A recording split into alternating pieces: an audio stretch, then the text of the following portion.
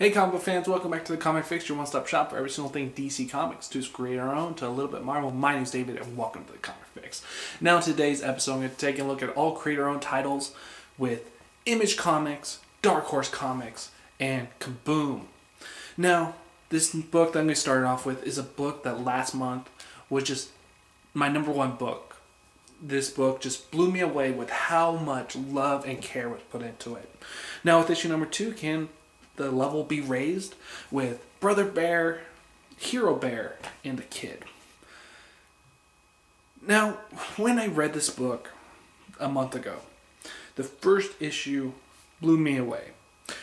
And then I go into this issue and I was just so excited. And then to get the first page. Now this first page, let me read you just a little bit of part of it, just the first part. Dreaming. Whether during the day or at night, I remember having all kinds of dreams when I was a kid. Not that I didn't dream as I grew older. It's just that when you're younger, things can seem grander. And like anybody, my dreams would be influenced by real life. As you see him, this little boy just flying on his bed. And you're just in awe of the writing that's been put into this with the artwork. Now the artwork in here is absolutely flawless. The flow that we get in this issue just makes you go, who the hell is this guy? And why is he not doing more comics? I mean, he puts so much energy in these still images. And the way he does some of these layouts rivals some of the things that you see like on Batwoman. And you're just looking at this and thinking to yourself, how good is this guy? Because let me tell you people, Mike Kinkles, I think that's his name, Kunkles, is one of the best I've seen. His interpretation of a kid's imagination has just blown me away. That when you get into this book, just on the first page, you are in awe of what this guy can do. This is written by him and drawn by him. And you think that with this being a child's book that he would kind of dumb it down. He does not. What he does is he takes the narration, it seems like it's from the kid's older self, and he's telling a story to his kids. And you're just in awe of what this guy is doing. I read this book and I just feel like I'm back to a 10-year-old kid reading a comic book for the first time. And that's one thing that you've been wanting out of a comic. You always are trying to taste that first time you ever read or drank or done anything. You're always chasing after that first feeling. And that's what I get with this book. It's the best written, the best drawn book that I am reading to date. And I'm even reading Saga. And this book just has so much heart. And to Mike, I want to say thank you. I posted on my Twitter account about you and said everyone go out and try this book.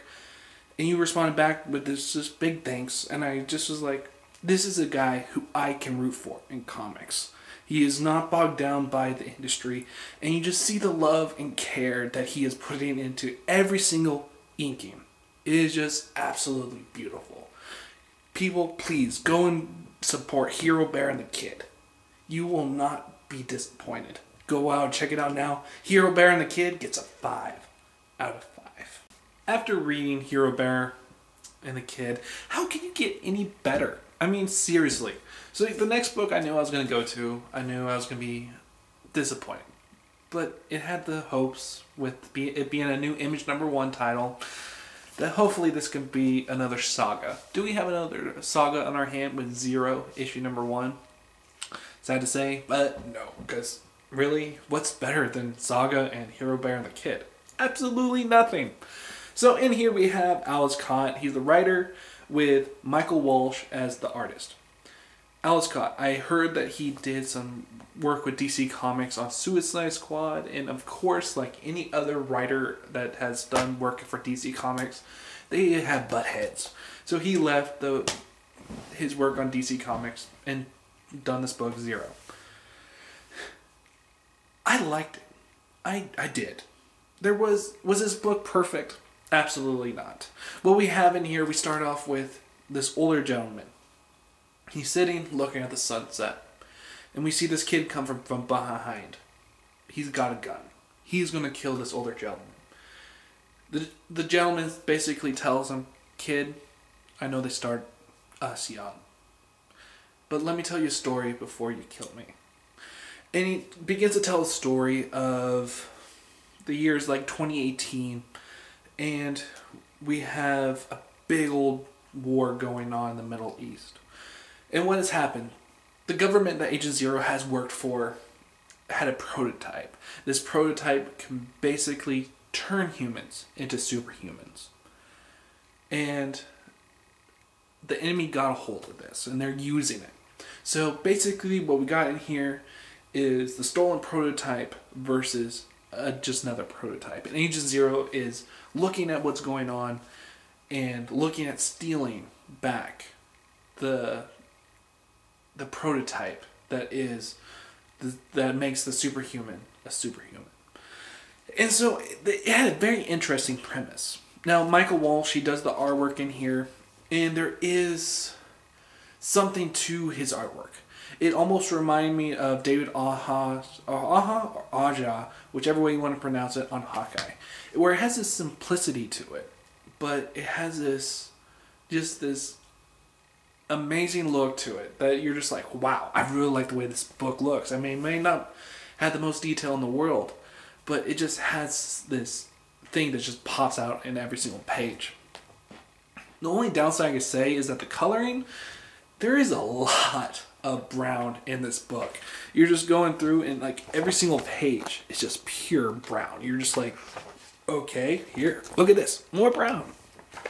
And so you're just like, if you hate the color brown, you're not going to like this book. Now, with a book, you really want the book to flow all the way through.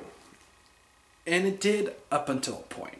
So you see these two people who are taking control of Agent Zero. They're the one telling Agent Zero what to do. And they're just watching these monitors. And they're seeing what Agent Zero's doing. These two people, this older gentleman and this rundown lady, just are bickering back and forth. And you just know that they do not like each other. The book goes and it shows another couple fight scenes between these two prototypes. And then it just jumps to these two characters who we thought did not like each other having sex. And it looks like they're in a completely different room than what they were in the last time you saw them. And you're just looking at this and you're like, what the hell is going on here? I mean, it just did not flow whatsoever. And with any comic or with any type of entertainment, you really want some flow to happen in the book. And I thought at this point, I would just like, is this just for sex? Just for sex's sake? I mean, I just didn't see any point into this. Now, maybe with issue number 2, we'll see a little bit more about why this weird page happened. But at this point, without reading issue number 2, I just feel that it was for sex's sake. And that's terrible. I mean, I don't mind sex. I mean, in movies or anything. But when it's sex just for sex's sake, you just look at it and you're just like, this is not good whatsoever. This is, to be frank, lazy. I mean, give me some context of what is actually going on here. I mean, it was just terrible. But then the story goes back into the action sequences, and we get a little bit more into Agent Zero's mind and having him basically tell us what everything's going on and what he is doing. And then the whole type of sex scene was never mentioned again. And so I just felt like this book really did not flow all the way through. And that's sad to say, because I gotta say, with Mike Walsh's artwork, even with all the brown, it was a very much enjoyable book to look at. But with Alex Scott's writing, it was good, but his plotting, or just the way he puts the book together, it just doesn't work. And I'm hopefully with issue number 2, because I'm giving this book another try, it can kind of clarify on a couple things. Because other than that, I was really disappointed. Well, I wasn't really disappointed. I mean, there's a lot of things to like. But just as a whole, this is not a complete issue. There's definitely some holes in here. So in the end, Zero, issue number 1, gets a 2 out of 5. If there's one thing that our society has been cramming down our neck, is werewolves and vampires are cool. And you would think to yourself, really, they are not nowadays. They are not the vampires or werewolves that we see. They're all just these Twilight, preteen bullshit. Now, when I saw Dark Horse's Kiss Me Satan, issue number 1 of 5, I thought to myself, yeah, this is just a cash-in. But when I looked more into it, I looked in the interior artwork, I was like, wow, this artist and this inker, wow, they just do a beautiful job with every single panel. I mean, you're just looking at it, you're just like, wow, this guy knows how to do his shit. I mean, it's just absolutely gorgeous. But the thing that I was just looking at it as a whole, the story is generic, but a little bit enticing, because we had this werewolf leader, and his wife or girlfriend, whatever, is pregnant. And they have this witch come in who is going to look and see into the future of this baby and to see if it has the mark of the werewolf. And of course, the baby doesn't. But the witch, or the oracle, whatever you want to call her, she does tell the werewolf leader that this boy is going to be something you're going to be proud of, but he does not have the mark. Now, when the leader hears this, and the leader has his, number 1 guy right by him, he is like, what the hell does this mean? I don't know what this means. But I do know that she definitely did say that he does not have the mark. And so the number 1 guy goes up to him and is like, boss, you know what this means. You have to step down from your leadership because there's not going to be any heir to your throne. And you have to give it to basically me. I was like, first off, I was like, what makes you think that he can't have another kid? I mean, come on. I mean, it's just go put it in, jerk it off, do whatever you have to do, have another kid, and let's see if it's another heir. So I was just a little bit confused by the logic of the story. But it was really entertaining, though, to see the artwork. The artwork in here, as I said, it's what sold me on this book. It was dumb werewolf fun, with a little bit of enticing little elements in there that make you kind of think, maybe this could be better than what you expect from today's day and age werewolf/vampire bullshit. Maybe with the elements of having this demon angel person who's looking at maybe protecting these witches. I don't know. I was a little confused about what I really thought of this book. But what I did know is just by the storytelling, and it was not as good as you expect.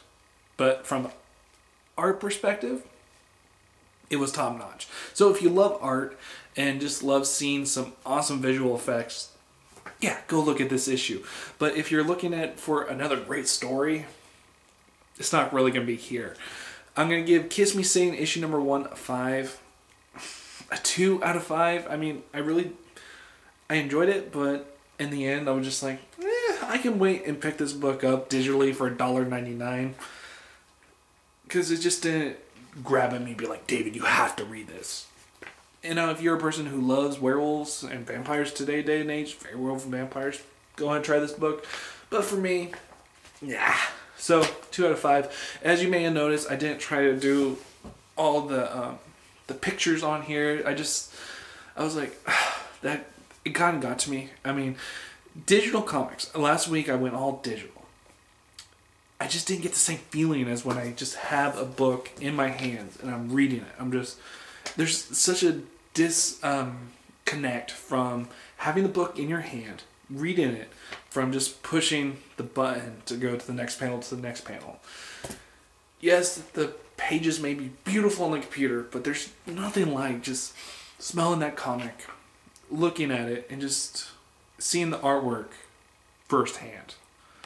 Especially when I was paying the same price as I would pay for the floppy. I mean, I would rather go to my comic book shop, pay full price, than pay full price for a book that I know it's going to be $1.99 just a month away. So what I'm going to be doing is I'm going to be doing some video series on complete story arcs and give kind of like a review and maybe just a little rundown, so if anybody wants to jump on the book, they can after that story arc was done. And I'll have some special elements to it, just like how I was doing last week. So at this point, all you're going to see is just the cover, and yeah, that's about it. And just me talking about the books. And there'll be more reviews coming. I want to try to have at least 3 videos out a week. So yeah, let me know down below what non-Marvel DC books did you pick up this week? What do you think about it? And what books should I be looking at for when I do my look at full story arc type of element? Let me know down below. Like, subscribe. I'll see you guys on the next comic fix.